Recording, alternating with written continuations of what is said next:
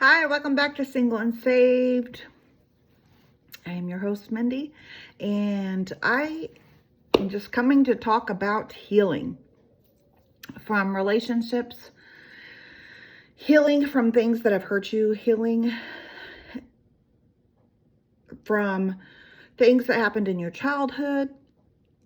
So I just want to just come and share and just be just transparent and just vulnerable and just let you know how I knew it was time for me to start healing. I had made a short little video that I posted about healing from relationships, and I had posted it on my YouTube channel. And I just wanted to just share about how when the Lord showed me that it was time to start healing and how I'd never healed from anything ever in my life 6 years ago after my divorce. I was walking around, the Lord, I had a vision. The Lord gave me a vision of me walking around with like bullet hole wounds all in my body. And the Lord spoke to me and, was just really just heavily talking to me about healing, and he had exposed that I had never healed from anything, from even back from childhood wounds that I'd never healed from. So I decided to put my focus on the Lord and not date anybody and not get into another relationship with another man due to this fact, because I was, a broken person. And so as I started to heal from relationships, the Lord started to show me that it was okay to heal, that it's a necessary process. It's a process that hurts. It's a process that doesn't always happen immediately. It takes time to heal. And as I really started to put in my focus in with the Lord, to the Lord, and just embracing and immersing myself with him and letting him do the things and he wanted to do in my life, I started to heal. The Lord literally showed me that I was like, all these bullet holes and wounds in my body were just started to heal up quickly. And I had went back and I had started to write letters to people that had forgiven, that I had hurt me, and letters that I wanted to say things that I didn't get to say to that person. And as soon as I started to do that, any person, that I could remember that hurt me from childhood clear till, 6 years ago, and I'm, still healing and stuff like that. But the Lord just spoke to me and, was like, you've got to forgive. And so I sat down one night, pen and a paper, and actually it was a notebook, started to address people and write letters and tell them what I wanted to say, even though I had expressed some anger in some of those letters, how I couldn't believe they had done the things that they had done to me. And, no, I'm not a perfect person, but I do realize that I was a very broken woman, and broken things don't work right. So as I started to begin to write out letters of, people that I needed to forgive, I would write that letter and I would choose to forgive them. And even in the process, I at times didn't even know how to forgive. And so I had to ask the Lord, how do I forgive this person? How do I forgive them for what they've done to me? And so I was writing the letters, and I began to just really just be like, you know what? I'm not going to allow this toxicity of this unforgiveness in my life anymore. I wanted to be healed. I wanted to be free. And I knew that I had to forgive because Jesus has forgiven me. And so after I did that, I ripped the letters up and I left it there. I just threw them all in the trash.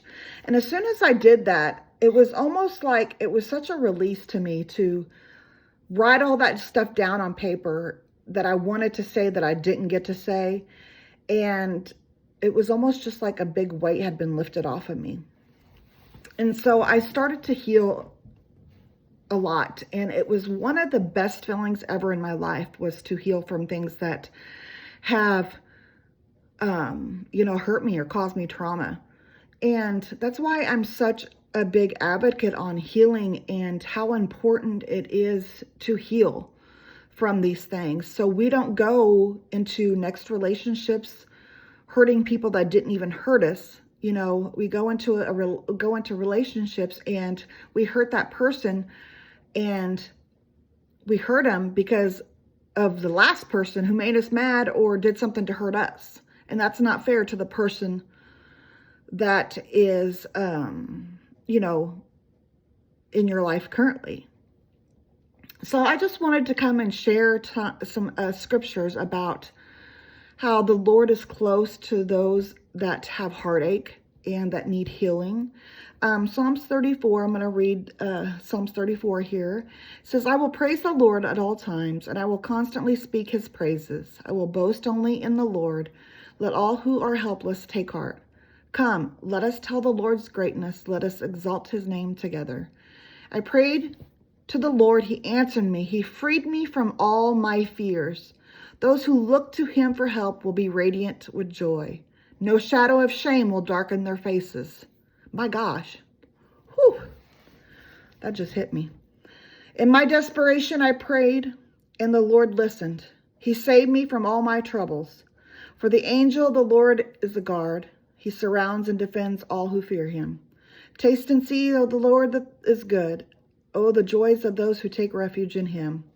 Fear the Lord, you, his godly people. For those who fear him will have all they need. Even strong lions sometimes go hungry, but those who trust the Lord lack no good thing. Come, my children, and listen to me, and I will teach you to fear the Lord. Does anyone want to live a life that is long and prosperous? Then keep your tongue from speaking evil and your lips from telling lies. Turn away from evil and do good. Search for peace and work to maintain it. These eyes of the Lord watch over those who do right, but his ears are open to those cries for help. But the Lord turns his face against those who do evil. He will erase their memory from the earth. The Lord hears his people when they cry to him for help. He rescues them from all the troubles. The Lord is close to the brokenhearted. He rescues those whose spirits are crushed. The righteous person faces many troubles, but the Lord comes to rescue each time. For the Lord protects the bones of our righteous, not one of them is broken. Calamity will surely destroy the wicked, and those who hate the righteous will be punished, but the Lord will redeem those who serve him. No one who takes refuge in him will be condemned. Right here, when it talks about those who trust in the Lord lack no good thing. So if you're healing in the healing process and you're trusting God to eventually bring you a helpmate, keep trusting in him, because the Lord will not hold anything back from us. He's going to give it to us when it's his timing. Also, he binds up, the Lord is close to the brokenhearted, who rescues those whose spirits are crushed. So in that relationship or in that situation in your life you have been crushed, the Lord is close to you. The Lord is close to us at all times. But, as that sticks out about the brokenhearted and who rescues those spirits are crushed, because he knew that we were going to face things in our life that were going to crush us, that were going to break our hearts. And that's just comfort right there to see that he is close to us. So what can you do to heal? You can ask God to help you, to show you how to forgive them that have hurt you. Take time to be intentional about healing. Be intentional about not having a man or a woman in your life to keep you from healing or to keep you distracted to where you don't heal. A lot of times, it was until the Lord took me to my knees that I realized, look, He is the man that I've been searching for, that is giving me the love that I've always desired. Do I desire a husband? Absolutely. On earth? Yes. But at this moment in time, God has got me in a place to where I'm not going to be sorry for being stingy with my time with the Lord, because I've never had this before. And I'm really enjoying the time that I've had with the Lord. And I'm continuing to see what, he's going to do, and continuing to allow him to work in my life. So take time to heal. Write letters to those who have, hurt you, traumatized you, caused you, pain. Now remember, when Jesus was on the cross and he said, Father, forgive them, for they know not what they do. The Lord gave me something about a few months back. It was like an understanding of people that did bad things. Forgive them, for they know not what they do. And that kind of helps me forgive, because, they don't know that they're operating in all this demonic spirits. They don't know that they're operating in all this bitterness or unforgiveness themselves. So it's important that we just ask the Lord to help you. Lord, what can I do to forgive this person? I'm having a hard time. Can you help me? Show me how I can forgive this person. Lay all the pain and the hurt at his feet. Allow him to take that. Give it to him, and don't take it back. Give him all that pain and all that trauma, all that bitterness, all that anger. Give it to him, so you don't have to walk around in that unforgiveness. Because walking around in unforgiveness and not healing is like drinking poison. It literally can, kill you, because of all this other things that take root in your life. So I just wanted to come and encourage you today that it's okay to heal. It's going to hurt. It's not a pleasant feeling. Like when we have surgery and we have to heal from something, or if we have a bad cut, we have to heal from that. We have to allow the time to heal. It hurts from that surgery or that cut. It hurts. And we have to allow the time to heal. We can't just put a Band-Aid on it and keep moving. We've got to give it time to heal. So I just wanted to come and just encourage you today that it's okay to heal, and it hurts to heal, but it's so worth it. The hurt that you're enduring during this healing process is nothing compared to the joy that God is going to bring you.